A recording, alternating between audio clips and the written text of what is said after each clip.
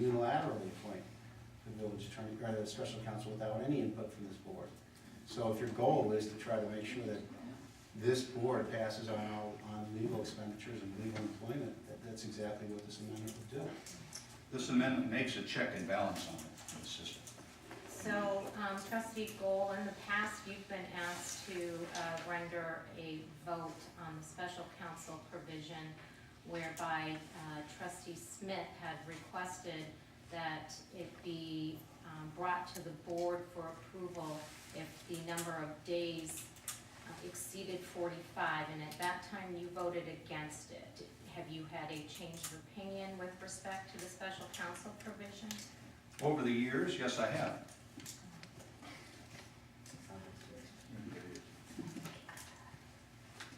I think Fritz is right. This provides a basic check and balance, which is one of the fundamental principles of a functioning democracy.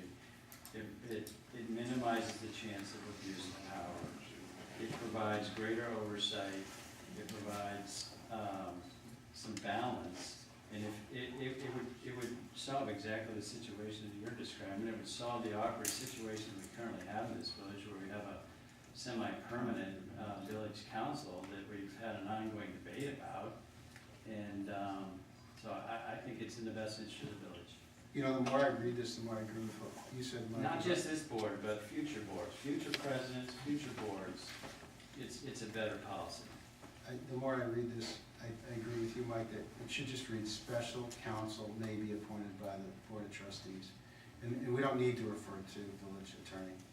To Colleen's, you know, if she's confused about it, we'll just strike that out of there. So it's 1-6-6D, it'll just say, appointment, special counsel may be appointed by the Board of Trustees. Boom. 2, compensation. The compensation of special counsel should be fixed by the Board of Trustees. 3, duties of special counsel may be for such purposes as the Board of Trustees deems necessary or appropriate. Simple. And it's incumbent upon the president. The president wants to have special counsel to come to the board, and ideally it's in a public forum, but it could also be, depending on circumstances, in executive session, and persuade the board of the need for special counsel. And if it's a compelling reason, then we should expect that the board would move forward and support the president. And vice versa. A member of the board might step forward with a proposal. My question is, when the electorate steps forward to make changes as it relates to history, it's incumbent upon the village president to do so. Each member of this board was not intent on changing our permanent legal representation, nor did any of you bring it forward over the first year and a half that I was village president, which I did, and we made a change. We saved hundreds of thousands of dollars. You said we. Let me just say we. No, you. Joe, let me finish. Let me finish, Joe. If this board determines that this is a policy they want to move forward with, it's your right to take a vote, but be aware that abuse actually requires a standard that you've mentioned a number of times. The standard of abuse of lowering the legal fees on this village and doing it with a law firm that can't be controlled by this seat, can't be influenced by my seat, and won't be intimidated by this seat is exactly what we have in this village right now under temporary council. And for this board to see this as an abuse really calls to question what the problem is as it relates to Bond Dixon, the firm that this board chose not to, through an unnecessary program of evaluation, chose not to vet this firm, which is where the board dropped the ball for the public by not even reviewing the firm. Marty, Let me finish, Joe. I'm not running for office.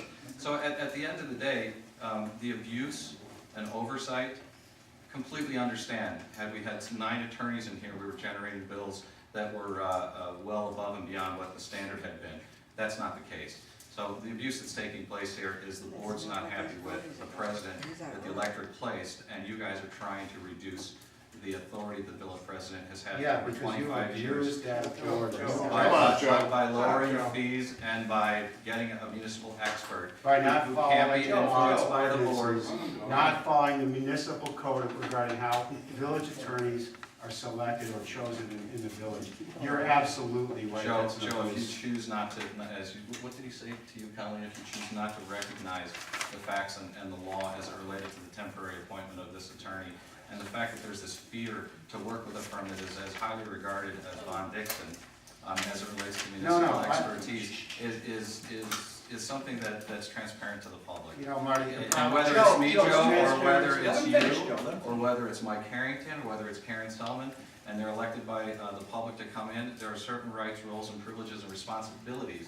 And I take this responsibility seriously, and I'm absolutely proud of the fact that we brought in an attorney, make the change. Are you proud make of the fact you didn't follow the village Stop code? the bleeding, Are Joe. you Joe, proud Joe, of the wait fact till that he's you done.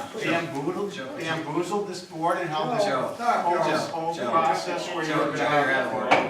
Are you proud of that, Marty? That's Joe, what you're I'm proud out of. of order, Joe. At the end of the day, we've got a temporary village attorney that has done a fantastic job. Each one of you has relied on them and their expertise, which has driven down costs in the village. And that is something, Patty, that I will continue to do and continue to advocate for, whether it's Bond Dixon or any other firm that takes that seat. I would now like to direct my question to Mr. Bond. And a year ago, you met with me in the village president's office, and I directed you that anything that's requested from my chair or any trustees as it relates to the law should be specific to the law. Would you please comment on that Well, what does this have direction? to do with my ordinance proposal? Thank you. It's completely irrelevant. It's to my discussion, whole- Joe, it's No, it's not discussion. discussion, it's more. It's just, it's Marty grandstanding. He wants to try to justify his ridiculous position that he's got the unilateral power to appoint any attorney in this village. It's garbage, it's nonsense. The code says exactly what it says. He's supposed to appoint counsel with our advice and consent. It's never occurred in this situation. This ordinance is simply a measure to avoid continued abuses as that type of abuse that the president is engaged in. Mr. Bond, would you And I would ask answer- that we Mr. Bond, vote would- on I our think No, no, no, we no, no. need to, we need to bring Mr. this Bond, will you motion answer to the a question, vote. please? Yeah, I was asked by the village president, who I had not met before, I had not met any of the people in the village, frankly. And he indicated if we were to be considered for the appointment, he asked one thing, and that was that I provide a legal representation to him and the board on the law without regard to taking a stand or position. It was very easy for me. I told him the law doesn't know who's on what side of it.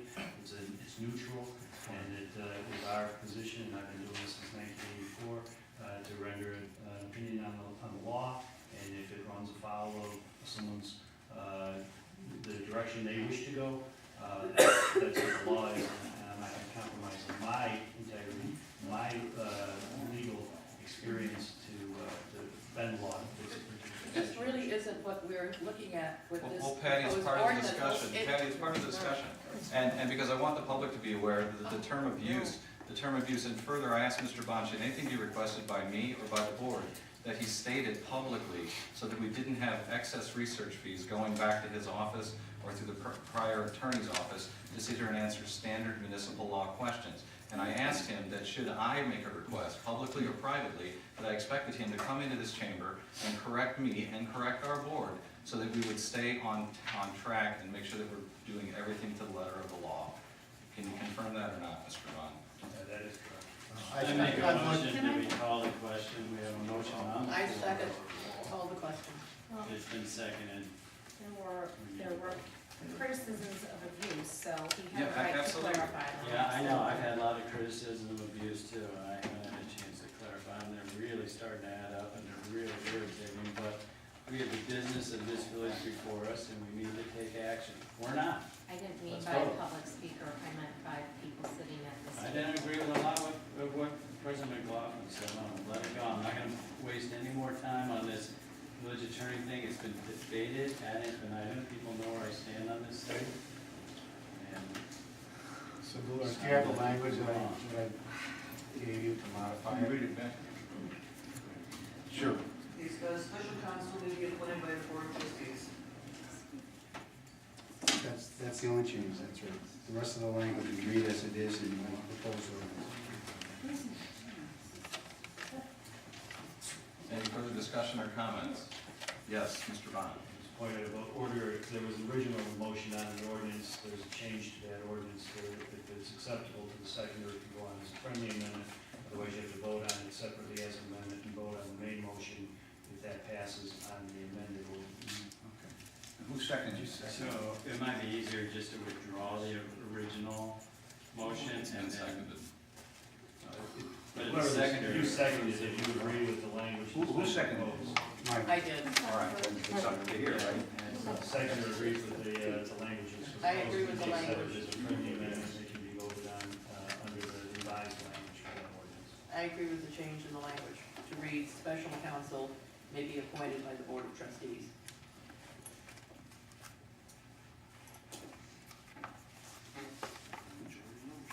Is there a second? There was an amendment to the motion? No, I, w- Doesn't need a second. no, I agree with the change, I was the second, and I Can you agree. read it back, Dolores, before we go through 25 years of history? We want to make sure we A get it right. special counsel may be appointed by the Board of Trustees.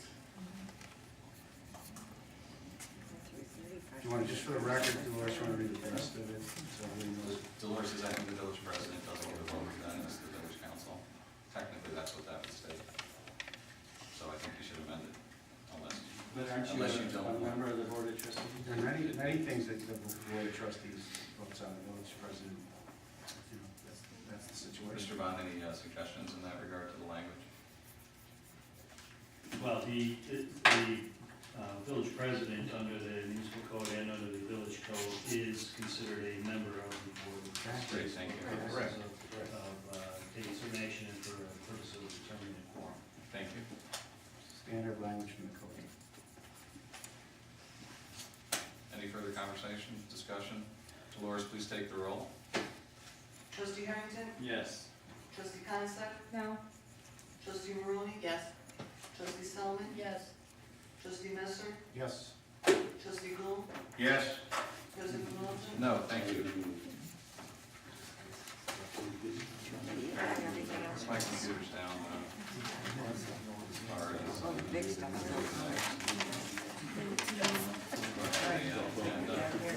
Here, sir. Thank you, sir. Moving forward. Just for the record, the ordinance passes, I didn't hear that.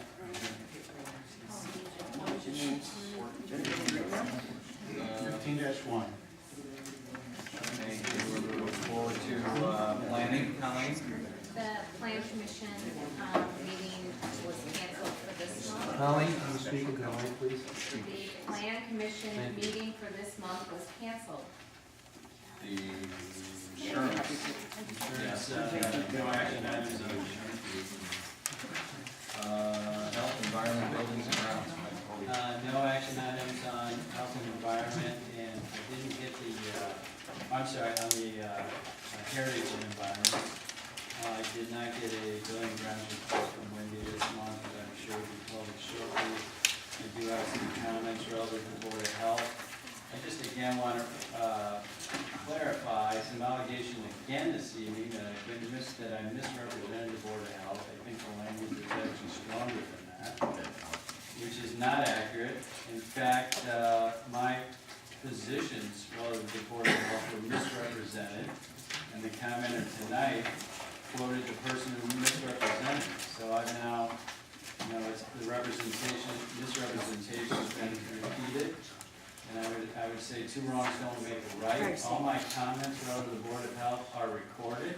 They're verifiable. I spent considerable time and energy trying to clarify with the individual that made those representations about my comments and provided direct quotes as to what my comments were.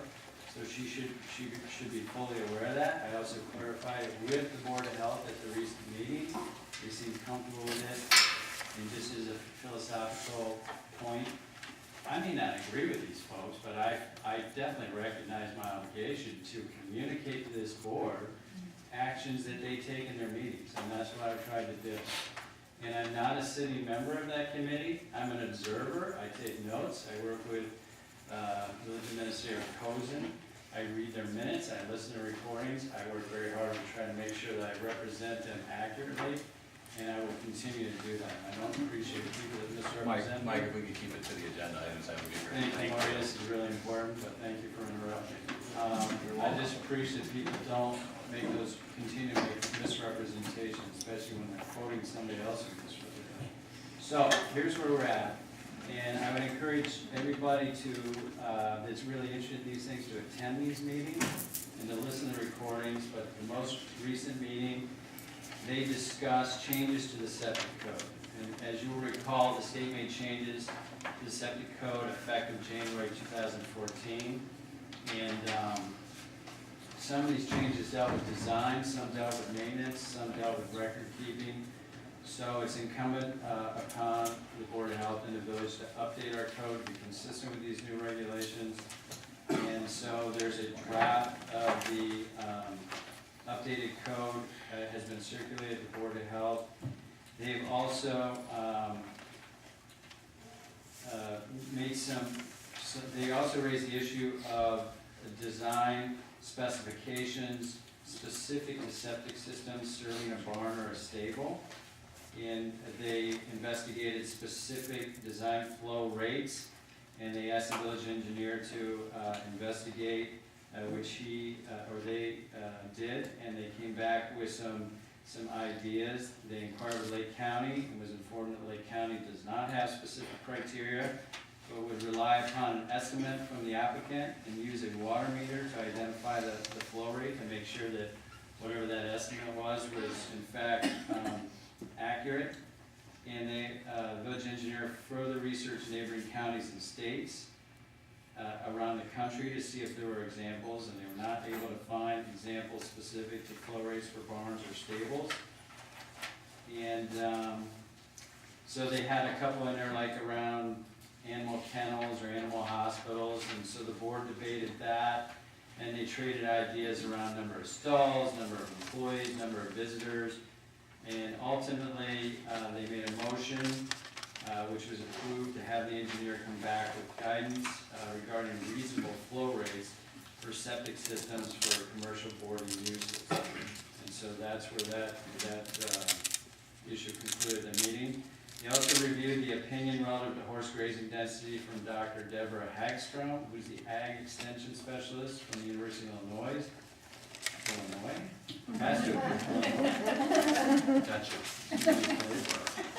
They're asked to opine on the topic of horse density standards in semi-urban areas, and she sent a very detailed memo, which is available on the village website, and she essentially said it depends.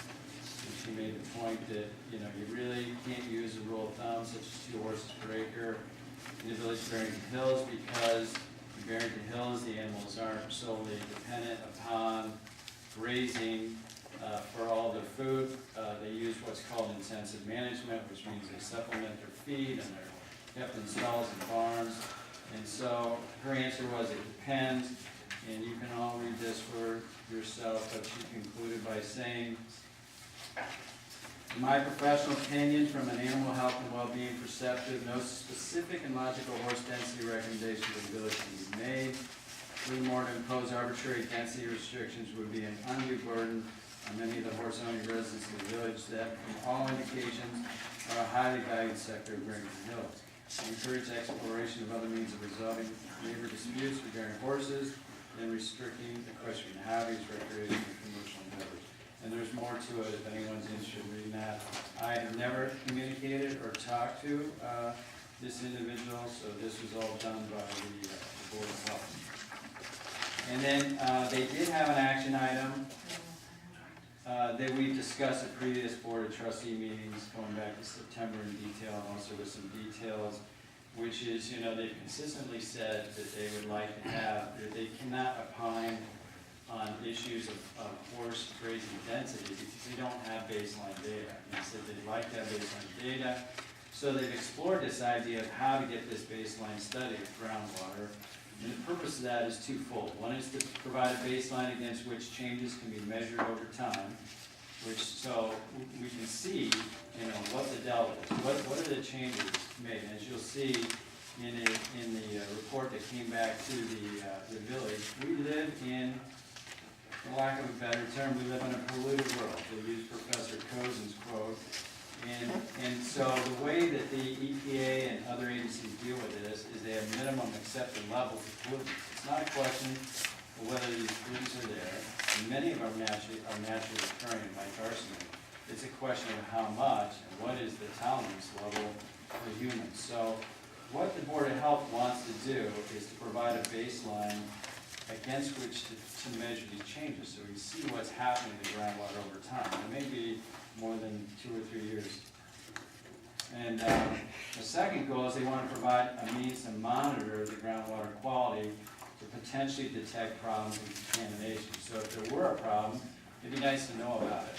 It'd be nice to know about that problem regardless of the source, and regardless of what kind of problem it was. So the Board of Health explored ideas on how to do this and came up with the help of Mr. Cozen, the village engineer, with what I think is a great idea, and that is that public wells in our village are required to be tested on a regular basis.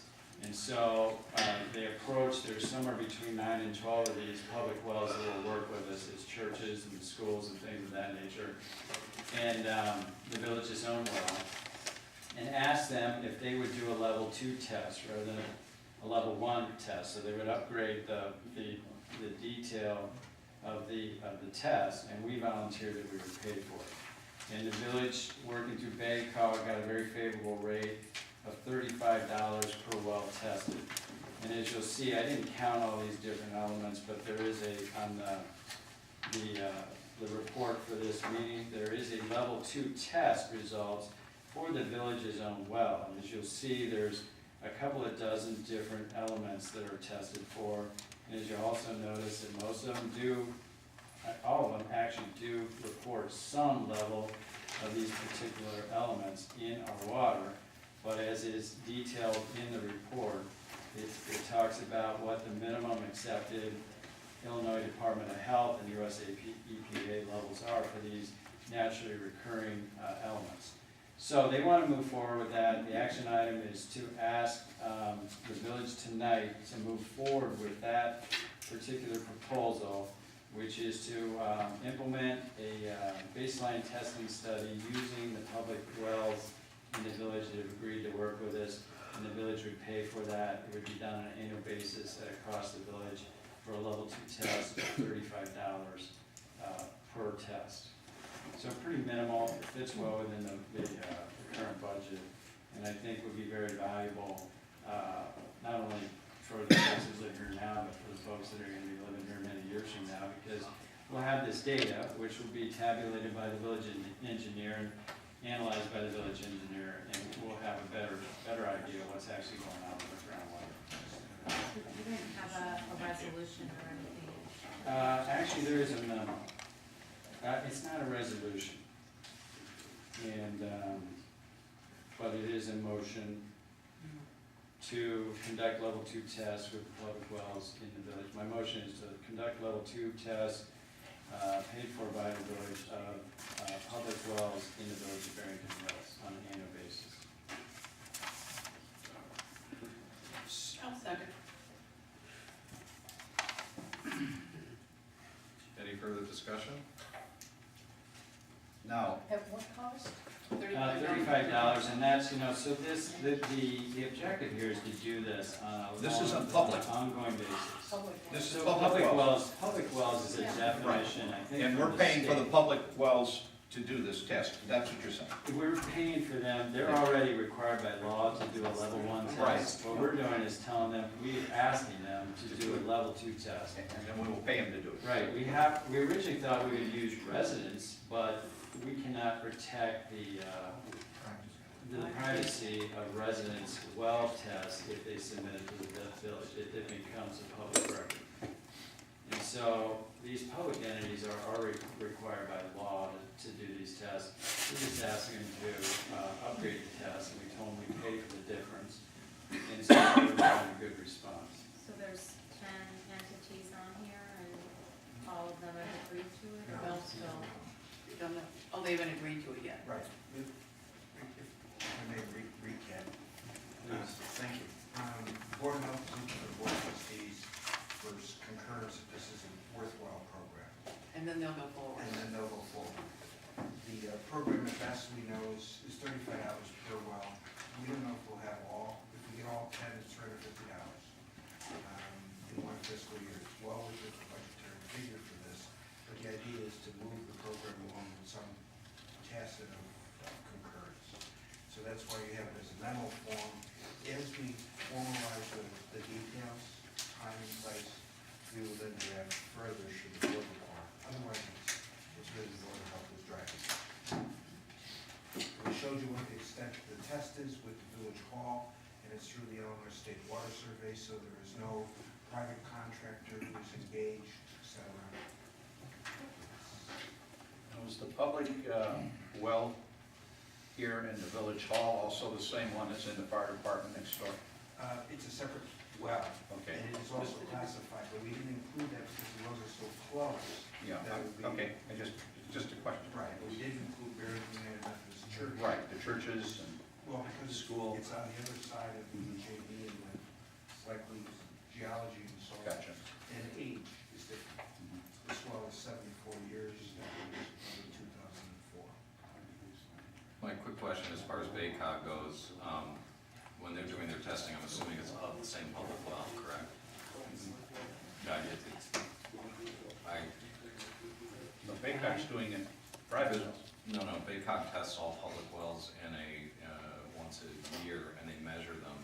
Bob, is that not correct? Because I know that there was a program to test public wells that they moved forward with. I've got a meeting tomorrow night, I'll double check them. It's a Lake County program that has spots throughout the county, and some of those are in Barrington. I don't know off the top of my head if the village is one. Yeah, I'll check with Janet tomorrow, because we've got a meeting, and I know that there is a well testing program for public wells, and I believe it's the one that we're talking about here, so there's no sense in double dipping if we can add some money in.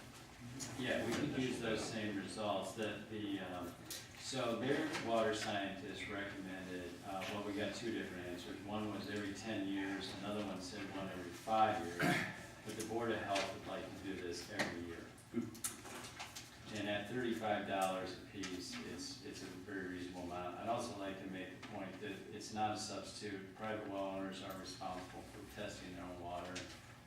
And we definitely want to encourage private well owners to continue to do that. So we have a second? Second. I think we had it. I seconded. Any further discussion? Dolores, please take the roll. Trustee Harrington? Yes. Trustee Costa? Yes. Trustee Maloney? Yes. Trustee Sullivan? Yes. Trustee Nestor? Yes. Trustee Gold? Yes. President McLaughlin? Yes, thank you. Moving forward, item 9. Attorney, Mr. Bond, any report? I do not have any pending litigation report, nor do I have a personnel report. There is a public access council memo the board requested that Mr. President will be providing that, distributing that with the executive session summary. Any questions regarding that? The other item is the public comment rules, as we discussed previously. There's an amendment to the public comment rules. The rules, I think we've already addressed the issue with respect to the fact that the Public Access Counselor has deemed that you're no longer required to obligate the members making public comment to provide their address. The rules as presented give the speaker the option to provide their address, but they're not obligated to. The other significant change, if I direct your attention to paragraph 6, previously you had a 48-hour notice that if there was any speaker wish to tender a document for purposes of adding to their oral comments, those documents were required to be turned into the village clerk 48 hours in advance of the presentation. And that's difficult, particularly since the law has been changed to require notice of the posting of the agenda 48 hours in advance. So they would essentially, a member of the public would have to provide, in anticipation of an agenda item, provide something to the village clerk. So that's been removed, and it says such documents must be tendered to the village clerk and shall become part of the record of the meeting in which the comment was made. So it would allow a member of the public, as we saw this evening, simply present items that they wish for the board to consider, and it removed the 48-hour notice requirement, 48 hours of those documents. And this is a policy of the village, so a motion to approve the rules pertaining to public comment would be in order. So we're eliminating number 6 on what I have here? Is that what you're saying? No. Show it's what you a have, change. no. I'm not showing a change. It's a change on the 48 It's hours. a change in the 48-hour prior rule, Okay. because now the posting has All got to right, be. what I have is, okay, that old? I got, that's the old one, okay, all right, Yeah. got it, all right. Yeah, Okay, see, that's this is fine. the old one. with the No, that's 48 fine, no, I hours. understand, that's what I Okay. was looking at, I forgot, we had just got this at the meeting tonight. Is there a motion to approve? Yeah, I so move. Is there a second? I'll second. Any further discussions, clarifications, questions? Give me a second, just. No, I got it here, I just wanna make sure that. I've raised this in the past, and I, would again, I know it says that we can extend the comment period at discretion under item 3, and, 30 minutes is obviously a good chunk of the meeting, but to the extent that people want to speak, I think they should be given the right to, and I don't think that we should be curtailing it by putting in here a 30-minute cap. You're more focused than on the rule above it, because that limits people to 3 minutes. So you mean you'd have to, What, if your goal is to let people speak longer than 3 minutes. no, No. No, my What you- goal is to allow everybody who wants an The opportunity 3 minutes. to speak. To not, Within the 3 So- minutes. but not 30 To minutes. say a maximum of 30 minutes of comment will be taken, that means that 10 people could speak. That's right, for I agree with that, I 3 think that makes minutes. sense. 'Cause And she's right, she's only got 10 people Have we ever speaking. stopped people? What? it's No, not- they got 3 minutes, it's you not, just it's not the point. go on until everybody has got something to say, I agree with that. We'll put it in here as a policy, and I don't believe that our policy should be to curtail public comment. So I don't think that item 3 should be in there. My observation doing this for now 2 years is this public has had no problem whatsoever in communicating thoroughly to me any concern, any issue. I feel thoroughly communicated. And I think this is at the discretion of the chair, and it's, we have an obligation to get the village's business done in a single meeting once a month. Well, I think it is discretionary, and I think it's good to have guidelines. And certainly, there can always be a waiver of the guideline if in fact you have another 5 or 6 or 7 people who want to speak, and it's an issue that needs to be addressed. Then there's the discretion to do so, but I think it is good to have guidelines, otherwise we may be here until 2 AM. It's happened way too many times. And after midnight, it gets tougher to do the business. I agree. See, it says at the discretion, trustee. I understand. Yeah. No, I understand what you're saying, but with that, at the end there, I think that's letting who's ever chairing the meeting, it can go, he or she can have it go on as, Dan Fritz, it says the board, it doesn't say whoever's chairing the meeting, at the discretion of the board. The board may extend. Right. okay. Well, I don't think we've had an issue extending over the last 2 years. I mean, I think we've entertained, I don't think the time allotment based on the hours that we have at Countryside School, That's a I little think different. it's worked. So I would be, leave languages as is, but with the chair of the board, whatever the appropriate, has the discretion. 'Cause I don't think we've run into that as an issue. Is there a typo in there that says extend? And Extend with a D. there's an of that should be an or in the second paragraph. Dolores, can you change the up to an or and extend? Extend. And then, one of the things that I think keeps coming up here pursuant to the rules is that, there's the comment that people aren't to address the board members and board members aren't to address the public. But the problem is that the public, hears us say something, or they read something from the e-packet that's part of our agenda item or something. So how are they supposed to address the item without attributing it to the trustee who's responsible for it? We get all upset about the fact that somebody says, Trustee Harrington, in your report, you said this, that, or the other thing. It's a good point, Colleen, but I'm more concerned about the people that stand up and misrepresent, or, you know, there's some word in here about slanderous, impugn motives, disrespectful. I mean, I've heard from other trustees that this is an issue that used to be worse, but I mean, I've been in some of these meetings, I can't imagine it being much worse. I don't recall that being any worse. Oh, yeah, and I think one of the reasons you got elected, Mr. President, you made some promises about uniting Barrington Hills, and you expressed your desire, and correct me if I'm wrong, but you expressed your desire to try to tone down the rhetoric, and I continue to have that aspiration for this village. I agree with you, Michael, we've talked And about I this. don't know how to do that. I've talked to Bob about different ideas, but, you know, I can't hardly find an issue that's not massively contentious in this village. I find it very frustrating. And I don't know, I guess I have theories as how it got that way, but it'd be great to try to get it out of that mode. No, I heard Mr. Stevens saying, Mark, she's messy, I understand that. So are we good with the 30 minutes? Are we good with the 30 minutes? Are we changing the language? You're right. We're Okay, not having just particular taking us point. back I'm fine with to- that. I'm just throwing that out, I just Okay. would like to, It's on discretion too. maybe it's a pipe dream, but.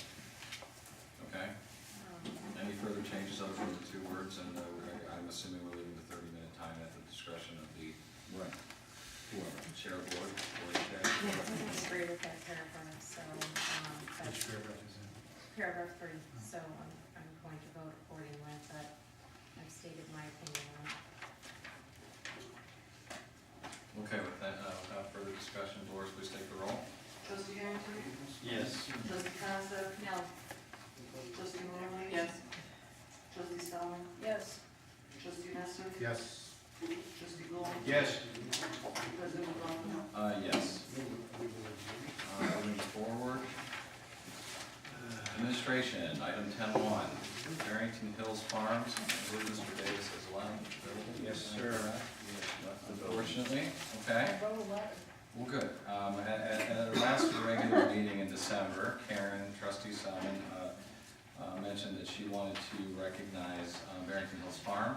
And so the board wants to formally acknowledge our appreciation for the land acquisition of the former Strathmore Farms. Barrington Hills Farms, along with several members of this community, were the acquiring group, which is great. With that in mind, I, on behalf of the board, welcome this acquisition by Barrington Hills Farms as our common goal towards the preservation of open spaces. We welcome the expansion of animal protection and rescue operations, as well known as HARPs, is on the property as well, and we appreciate the generosity to this wonderful cause.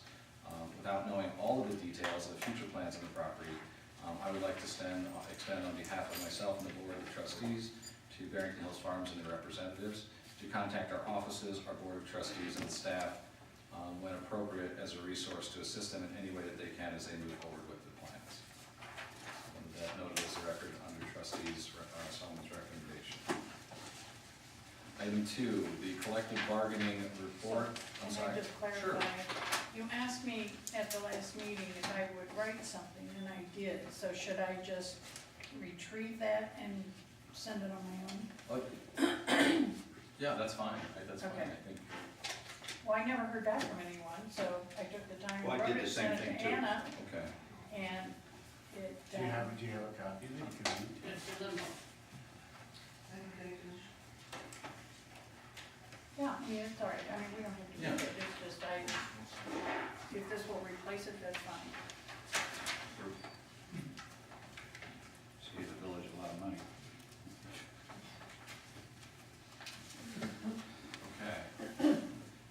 Item 10.2, collective bargaining negotiations report. Acting Chief Semmelsberger, is there anything you'd like to bring up just to let the public know that we've been in active negotiations with our Metropolitan Alliance of police officers since the November of this year. Well, we last met January 9th. As you know, the process is very tedious and slow. We made some limited progress on simple contract language issues. Village attorney, labor attorney Ted Clark requested mediation, which was agreed upon by both parties. And we're currently scheduled to meet again on February 2nd and February 16th. That's where we're at. Is there any questions from the board? I think we're going to be covering some of this in executive session. Without hearing any further questions, we'll move forward to item 10.3, the ordinance 15.9 horse boarding amendment, President's veto report. I wanted to let the community know that I vetoed the ordinance on January 6th in accordance with sections 154, 1512 of the Village Code, and sections 3.1-45-5 and 3.1-40-45 of the Illinois Municipal Code. I hereby veto the ordinance number 1419 entitled, "An Ordinance Amending Title V Zoning Regulations Set Forth in Chapter 2, 3, and 5 regarding horse boarding," which was passed by the Village Board of Trustees on December 15, 2015. My opposition to this text amendment is well known, and comments were made on the 15th to that effect. I believe this action is supported by a majority of the residents of the Village of Barrington Hills, as evidenced by testimony and written submission to the clerk. I join my fellow residents in being suspect about the reasons for the speed at which the majority of the Zoning Board of Appeals and the Board of Trustees determined to adopt the text amendment at issue, particularly when the issue had been subject to lengthy debate in 2011, but never formally addressed. I believe the only change in circumstances which forced the issue and a series of special meetings to adopt the text amendment was a change in the legal circumstances for one property owner in our village. And this is not a good reason to change the village code to affect all its residents in the Village of Barrington Hills. The fact that the text amendment is to only serve one resident was brutally apparent given the retroactive nature of the text amendment going back 8 years. Our village, working with South Barrington, just settled in 18 years of legal wrangling and Sears litigation, which cost the taxpayers over $1.5 million. Now, the majority of the Zoning Board of Appeals and the Board of Trustees is interested, as it seems, in putting the village right back squarely in litigation yet again, because I am sure, like me, that you have heard the repeated threats of litigation should the village board adopt the text amendment. The temporary village attorney and special counsel provided clear opinion as to the jeopardy a change in the law can cause in the midst of active litigation between two private litigants. Yet the majority of the board disregarded this warning. Lest there be any question, and I want to make it clear that I am a supporter of the village equestrian heritage, and I support horse boarding, but I do not support this specific text amendment in its current construction. I believe we should mirror countless other municipalities in the state of Illinois and allow large-scale horse boarding through a grant of special use permit. Such a process will allow the village to remain in authority over the operation of these commercial barns, to protect the village and the surrounding neighbors of such operations that have operated peacefully in the village for many years. The Zoning Board of Appeals recognized the value of the special use approval for horse boarding in 2011, but it does not now. And it makes one ask, what has changed that we are now forced to allow commercial horse boarding as a right by amending the definition of agriculture? I am firmly opposed to this measure. Accordingly, I must return this ordinance to the Village Board of Trustees with my veto, pursuant to the sections previously mentioned.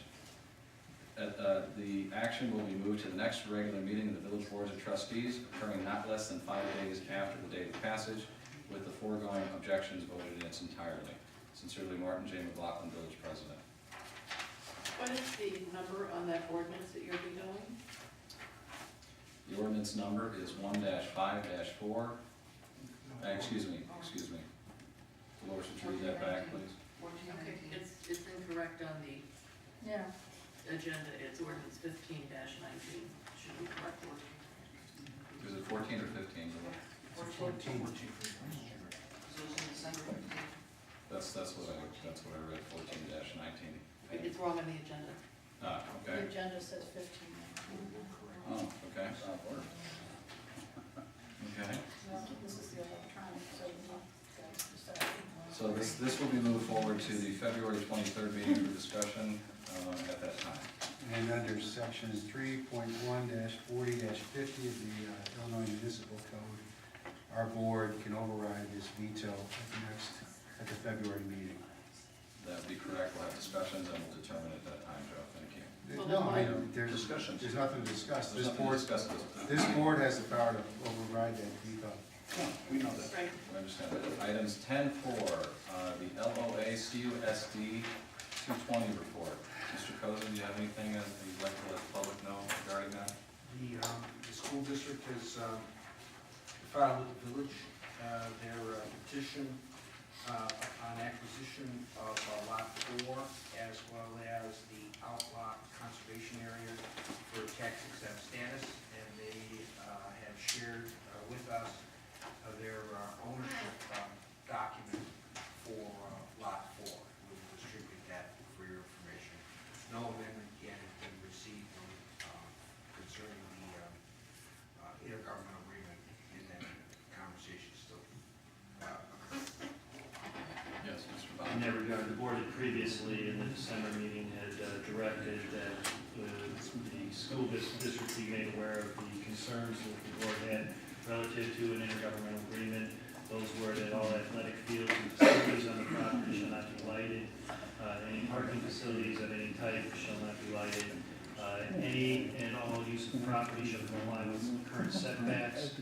Parking which may be constructed and operated on the property shall be limited so that it cannot be used for administrators or students, so that those using the and visiting the premises of Barrington Hills High School, or Barrington High School. So we did communicate that. I know the school district's discussing that, has had some conversations. So when we get the acceptance of those terms and conditions that the board imposed, we will forward that on for the board's consideration. Yeah. And we just received something the other day, Bob, as it related to a change in the valuation from tax payment. Yes, I said, express that. Okay, and so the school board is interested in our village considering possibly allowing the Lot 5 parcel to move into the jurisdiction of Barrington. So that's a secondary discussion to the Lot 4, which is on the corner. But the school board has approached us to engage and discuss both those parcels in a similar fashion. We have an intergovernmental agreement with Barrington on Lot 4. We have the primary ownership rights, and I believe Barrington has an IGA with us on Lot 5. So, No, Lot 5, to refresh my memory, is that north of the stoplight on New Hart Road or south? yes, that's That's like 12 or That's 15 the- acres or something like that? That's the would be one correct. that extends south of the creek to Lot 4, Correct, which is the corner lot. correct. No, we're talking Lot 5. Yeah, that's what I meant. Yeah. From the creek south. Yes, To Lot 4. that's correct. Lot 5 is from basically the creek north all the way up to that office building? In between 4 and 5 is what is known as outlot conservation area. Right. So So there's a separation. there is a separation. CFC, No, No. it just recently been acquired by school district 220. Previously it was under the lumber oh, that's land right, trust. nice, sorry. So we're sorting through. I was wishing it was, Okay, any other questions on that or direction, Bob, that we need to okay. Moving to item 10.5, appointment of special counsel. In my capacity as the president of the Village of Barrington Hills, I hereby invoke my authority pursuant to the Barrington Hills Village Code, Section 166D, to appoint an independent special counsel to investigate the allegations of impropriety relative to the text amendment of the village board recently passed, the commercial boarding of horses, that is currently subject to my veto. I expect and trust that each member of the selected body and appointed board and committee members, village officers, will cooperate fully with the independent special counsel investigation. The identity and scope of the investigation will be placed for public review no later than February 1st on the village website. And what are those allegations of impropriety? They will be placed on the website February 1st, the identity and scope. And I trust that if any additional allegations of impropriety that might come forward will be added to your list. Yeah, like the ones about you, Marty. You think those will be added? I That you think got that we had campaign someone contributions spoke from to this Jim earlier. Drury, and that you backed, Joe, you're out of order. no, seriously, you Oh, think, will that be Excuse added? me, we can will that be added to accused the, of bribery the list? night after night and you don't say anything? You're out But of order, it's Trustee. out of, Am I out of it's out of order You for are. somebody to say something How about, about you. how about the witness list, At Marty? this time, Is it, at this is it time, okay to the get a board will witness list? enter into, I would like to read a statement on this issue. I'm entitled to comment on this issue. no, Mike. Yes, he is, Yes, he is. absolutely. Mike, you're not. No, you can stand down, Marty. He's entitled to Say comment. anything I want. I believe the village president's idea to appoint a special counsel and investigate allegation of impropriety made against his fellow board members is political theater, pure and simple. Except under very rare circumstances, the concept is a bad one. For this president, this board, and for any future president and future board, and I'm against it. I'm especially against investigations such as the type of investigation this president proposes to conduct that are politically motivated and done without proper oversight and free of the checks and balances that are a fundamental principle of democracy and good governance. More simply said, such investigations are too easily abused. A politically motivated and vindictive investigation will only serve to further divide this board and this community. A politically motivated and vindictive investigation would also clearly be inconsistent with this president's primary campaign pledge, which was to unite Barrington Hills. Moreover, it is improper and a clear abuse of power for this village president and any other village president to use village legal resources to further his or own political agenda in an arbitrary and capricious manner. What standards is this village president using to unilaterally initiate such an investigation? What standards is the village president using to determine if anything was done improperly? What specific allegations of impropriety is the village president making? What standards is the village president using to determine the outcome? What assurances can be provided that council unilaterally appointed by this village president is and remains independent? What checks and balances are in place to oversee the investigation? What standards will be used to determine the outcome or remedy?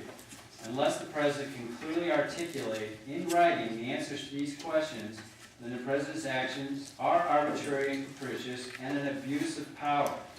I do not want my tax dollars used in this fashion, nor could I ever justify using my neighbors' and fellow residents' tax dollars in this way. It will not only waste village resources, but it will also waste the time and energy of the board, which clearly has more pressing matters to contend with. Furthermore, using village resources to conduct politically motivated and vindictive investigations of impropriety will discourage well-intended and qualified residents from serving in the many non-compensated volunteer roles that our village depends upon to operate. This will result in the deterioration in the quality of individuals willing to serve because reputable, informed, and skilled individuals will wisely choose to steer clear of serving our village in any official capacity. Absent these skilled unpaid volunteers, the management of this village will deteriorate, and the need to fund and hire a substantially larger village staff to fill the gap will cause our taxes to go up. It is for these reasons that I strongly encourage the village president to refrain from launching any form of investigation by specially appointed counsel. It is not in the best interest of the village and its residents. If the village president insists upon continuing this direction, I will insist that any investigations of allegations of impropriety leveled at this board must, in all fairness, include all allegations of impropriety leveled against all members of the board, including the president. I would like to remind the president of some of the allegations of impropriety that I've heard leveled at him, including allegations that he improperly and illegally orchestrated the forced resignation and/or firing and/or office abandonment of Burke Warren. Allegations that his unilateral appointment of Bon Dixon as semi-permanent temporary counsel was improper and illegal.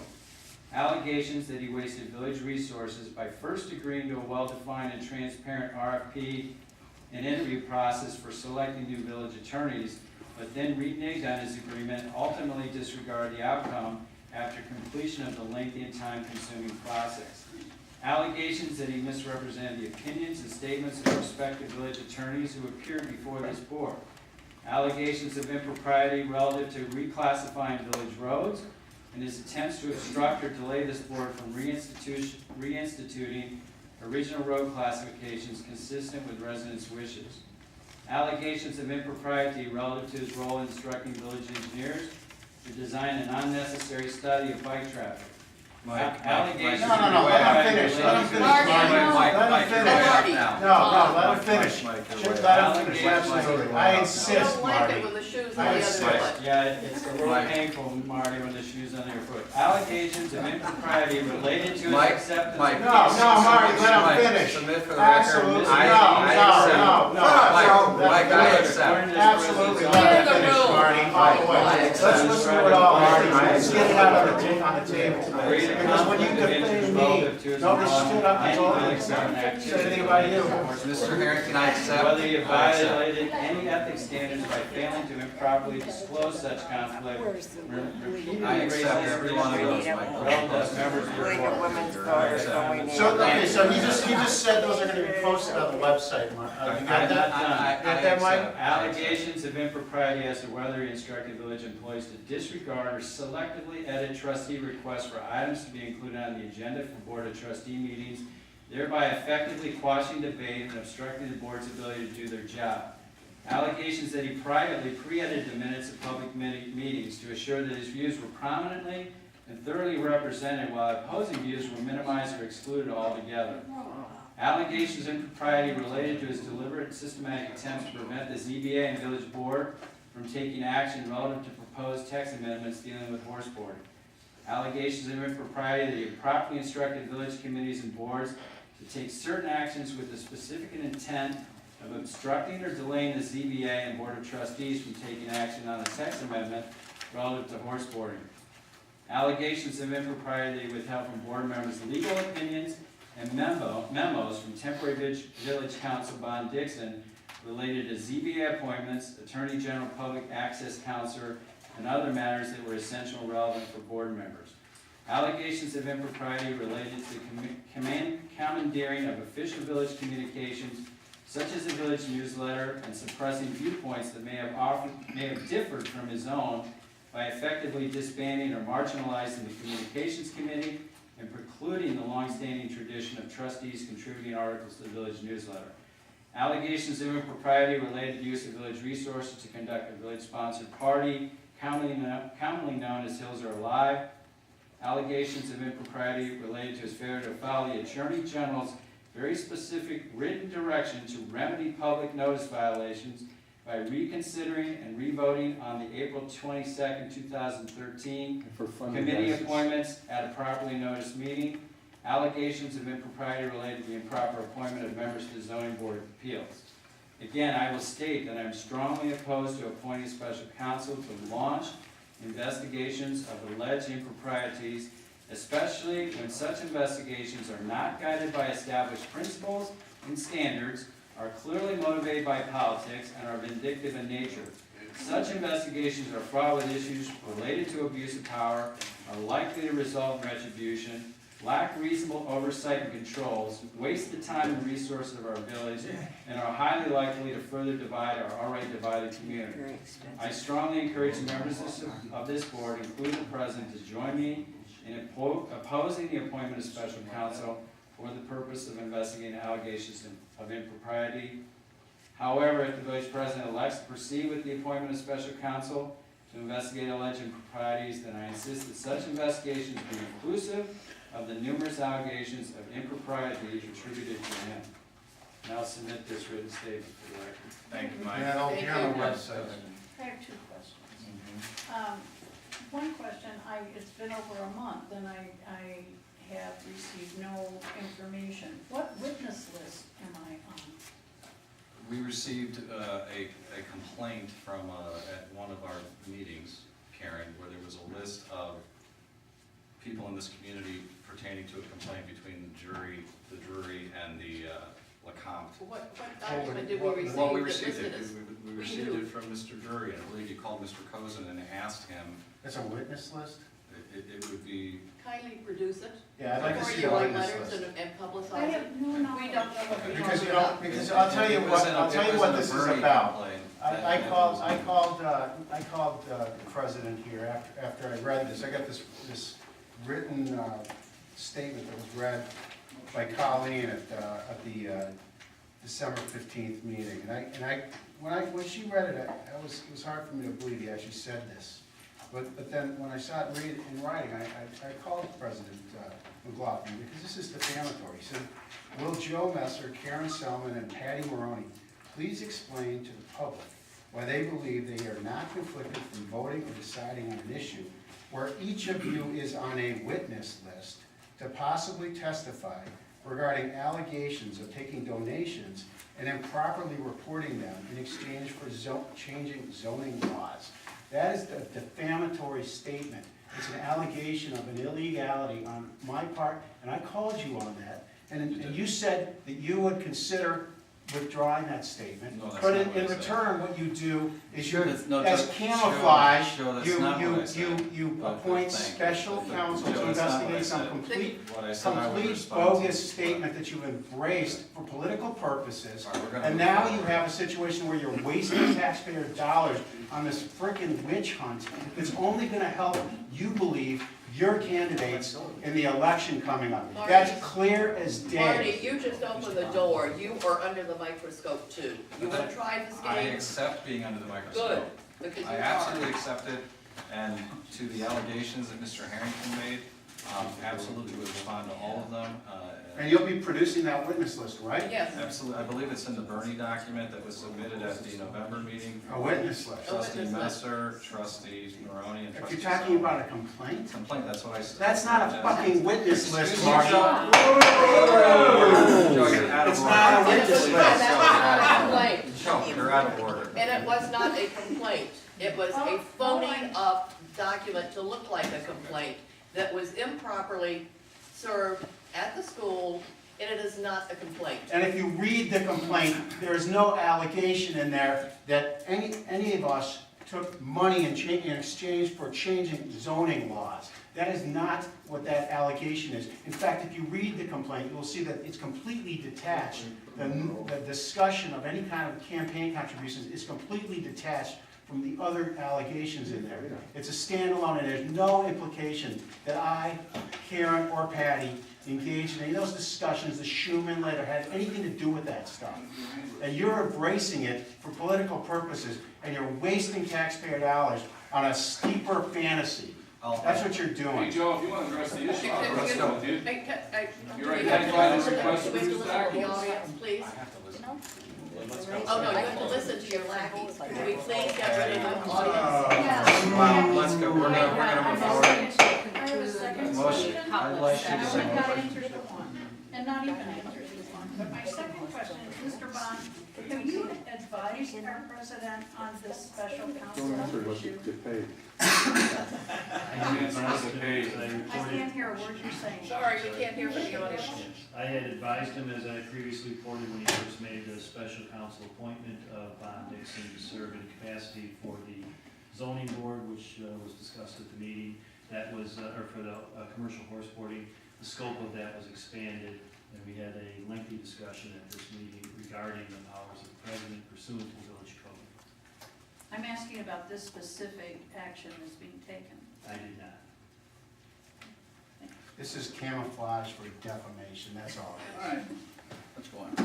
Moving forward, at this time, the chair would entertain a motion to enter to recess into executive session pursuant to the Open Meetings Act, 5 ILCS 120-2C1, personnel, and 5 ILCS 122C2 for collective bargaining. So moved. Second. Roll call, Dolores? Awkward. Yes. Yes.